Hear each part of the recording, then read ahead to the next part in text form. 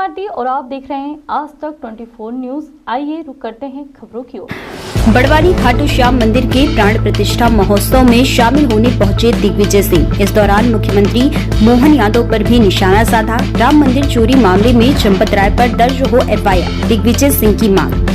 बड़वानी पूर्व मुख्यमंत्री दिग्विजय सिंह ने बड़वानी जिले के ग्राम तलून में अयोध्या के राम मंदिर में हुई चोरी के मामले में चंपत राय के खिलाफ एफआईआर दर्ज करने की मांग की। सोमवार को खाटू श्याम मंदिर के प्राण प्रतिष्ठा महोत्सव में शामिल होने पहुंचे सिंह ने इस दौरान मुख्यमंत्री मोहन यादव पर भी निशाना साधा। दिग्विजय सिंह ने मीडिया से बात करते हुए राम मंदिर की चोरी की घटना को लेकर आरएसएस, विश्व हिंदू परिषद और भाजपा पर गंभीर आरोप लगाए। उन्होंने सवाल उठाया कि चंपत राय और मिश्रा पर कार्रवाई क्यों नहीं हो रही है। सिंह ने कहा कि अगर लोगों में भगवान राम और सनातन धर्म के प्रति आस्था है तो वे इस चोरी और लूट का बर्दाश्त नहीं करेंगे। उन्होंने यह भी आरोप लगाया कि उन्होंने स्वयं राम मंदिर निर्माण के लिए चंदा दिया और जरूरत पड़ने पर वे अदालत का दरवाजा भी खटखटाएंगे। सिंह ने कहा कि देश के हिंदू धर्म में आस्था रखने वाले देशवासी अगर राम जी के प्रति आस्था रखते हैं तो उन्हें राम जी के घर को जिसने नहीं छोड़ा उसे नहीं छोड़ना चाहिए। उन्होंने इस चोरी की पूरी जिम्मेदारी भाजपा, विश्व हिंदू परिषद और आरएसएस पर डाली। मुख्यमंत्री मोहन यादव पर निशाना साधते हुए दिग्विजय सिंह ने आरोप लगाया कि सीएम बनने के बाद मोहन यादव ने अपने परिवार और उनकी रियल एस्टेट कंपनियों को बड़े पैमाने पर जमीनों के कारोबार में उतारा। दिग्विजय सिंह रविवार रात को बड़वानी पहुंचे थे और सोमवार सुबह करीब 11:30 बजे ग्राम तलून पहुंचे, जहां वे भव्य खाटू श्याम मंदिर के प्राण प्रतिष्ठा महोत्सव में जिला अध्यक्ष नानेश चौधरी के साथ उपस्थित हुए। इस कार्यक्रम में पूर्व कैबिनेट मंत्री प्रेम सिंह पटेल और विधायक राजन मंडलोई भी मौजूद थे। वहीं इसके उपरांत अंजल की पाटनी जिनिंग में ब्लॉक कांग्रेस अध्यक्ष सुनील चौधरी, शेखर चंद्र पाटनी सहित कांग्रेस कार्यकर्ताओं ने गर्मजोशी से उनका स्वागत सत्कार किया, जिसके बाद वे राजपूत समाज द्वारा आयोजित कार्यक्रम में पहुंचे। इधर तलून और बड़वानी में मीडिया कर्मियों से चर्चा के दौरान दिग्विजय सिंह ने भाजपा पर जमकर हमला बोला। सिंह ने कहा कि वह भी 10 साल तक मध्य प्रदेश के मुख्यमंत्री रहे हैं, लेकिन कभी उन पर कोई आरोप नहीं लगा। उन्होंने कहा कि मुख्यमंत्री बनने के बाद शिवराज सिंह चौहान ने एक फाइल ढूंढी, लेकिन उन्हें कुछ नहीं मिला।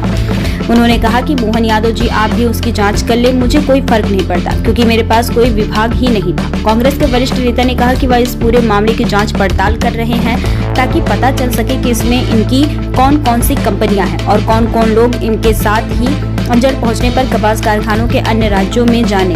हाई टोकन व्यवस्था में खाद के लिए किसानों की परेशानियों सहित नर्मदा नदी क्षेत्र में अवैध रूप से जारी बालू रेत खदानों पर सरकार को आड़े हाथों लिया। जिला चीफ ब्यूरो शकील मंसूरी की रिपोर्ट। और ऐसे व्यक्तियों को तो तत्काल सजा मिलनी चाहिए जो धर्म के ऊपर इन्होंने प्रहार किया। आप सहमत हैं ना महाराज? इसलिए आज धर्म हमारा आस्था का प्रश्न है। आज भी ताजी भेड़ का 500 रुपए की 500 एकड़ की जमीन 500 एकड़ इसमें सामने में ऐसा है, मेरी जी को वैसी बात हुई, हम लोग दोनों गए थे चोरल, पहले उसका एक बयान आया हमारे नेता है समाज, उन्होंने इस बात का उल्लेख किया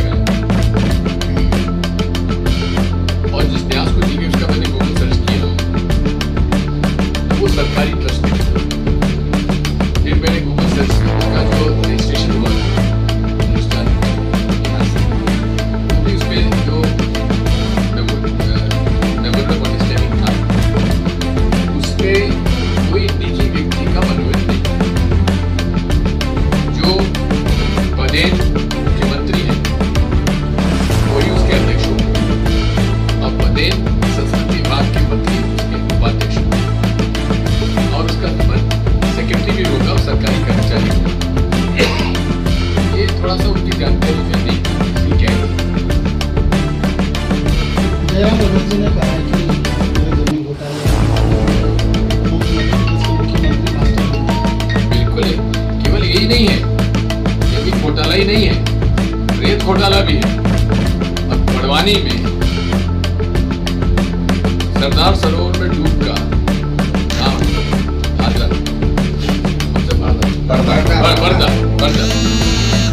वहाँ जो पहले रेत खदान चल रही थी वो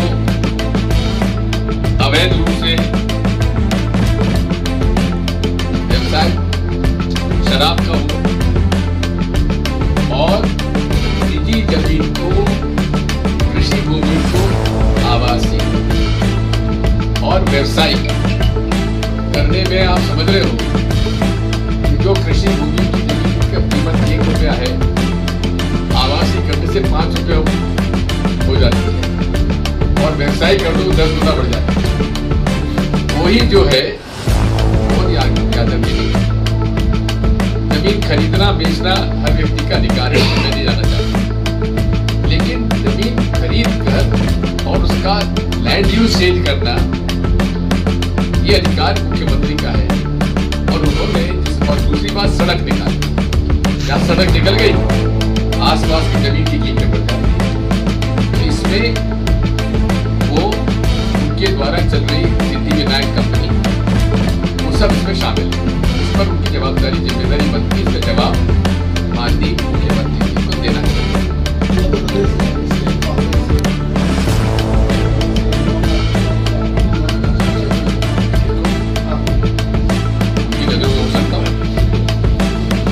अच्छा, अगले साल से जो है पंचायत चुनाव, विधानसभा चुनाव और लोकसभा चुनाव लगातार आना है, तो कांग्रेस कमेटी किस हिसाब से करते हैं? क्योंकि कांग्रेस कमेटी के जितने भी कार्यकर्ता जमीन स्तर पर उनके कोई पति नहीं चल रहे। सेवा दल का लापता, महिला कांग्रेस नहीं है, ये कौन है? महिला कांग्रेस सक्रिय नहीं, जमीन स्तर पर कोई सक्रिय नहीं है। हर बार सवाल क्वेश्चन बताइए, बताइए।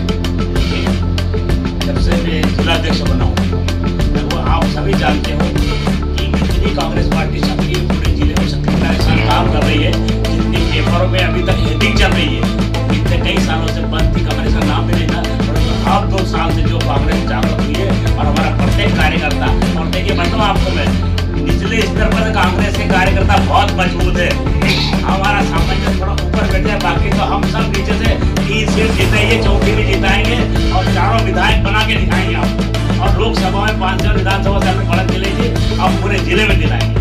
मैं राजा साहब पूरा मध्य प्रदेश से पूछ रहा हूँ, जो पूर्व मुख्यमंत्री बड़वानी के अंदर बता दिया ना, पूरा मध्य प्रदेश में भी ऐसे ही जो बता रहे हैं। किसान संवाद आरएसएस का रजिस्ट्रेशन की बात कर रहे हैं, आरएसएस का रजिस्ट्रेशन की बात कर रहे हैं। आरएसएस तो लूट मचा रही है। मैं शुरू से कहता रहा हूँ, विश्व हिंदू परिषद और आरएसएस ये दोनों संगठन मिलकर इस देश के मठ, मंदिर और धार्मिक संस्थाओं पर कब्जा कर रहे हैं अवैधानिक रूप से। अरे आप मुझे बताइए, मैं आपसे पूछता हूँ, कोई भी संस्था बिना पंजीयन के चल सकती है क्या?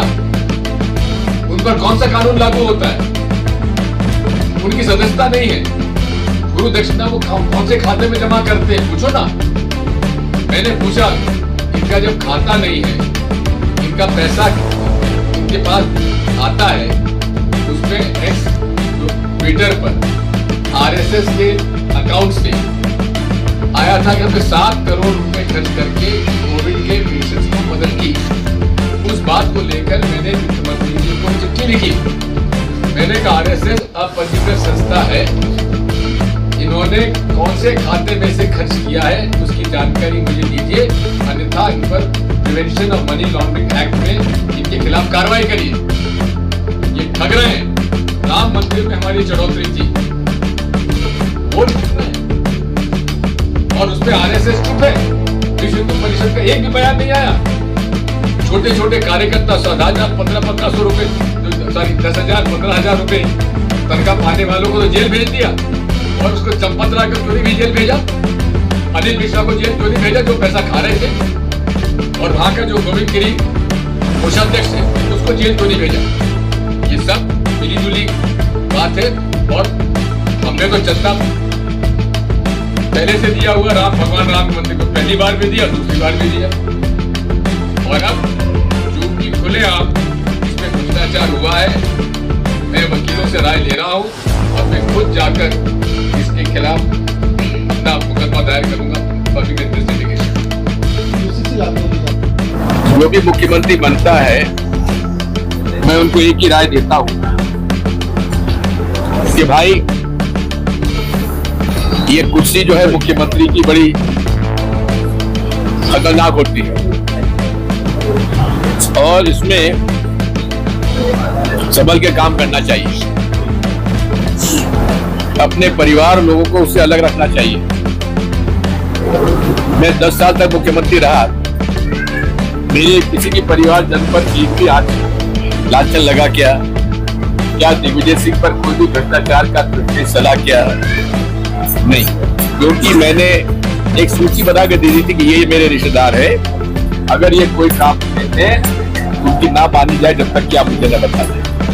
यही राय मैंने मोहन यादव जी को दी थी, लेकिन नहीं माने। पूरा परिवार लग गया जमीन में। अब जमीन पहले खरीदी बाद में खरीदी, कैसे खरीदी ये तो जांच का विषय है। इतना जरूर है कि मुख्यमंत्री रहते हुए उन्होंने जो कि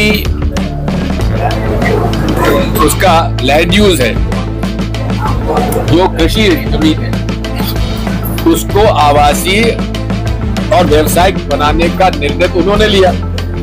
उससे तो जो 100 रुपए की जमीन होती है आवासीय हो जाती तो वो 500 की हो जाती है और व्यवसाय कर दो 1000 रुपए की हो जाती है। इसका लाभ तुमको मिला, इसलिए वहां तक तो वो दोषी है। कितने अंक होंगे मध्य प्रदेश के शेयर के हिसाब से? 10 में से कितने अंक होंगे? वो देंगे हम 2028 में। इस चैनल को लाइक, शेयर और सब्सक्राइब जरूर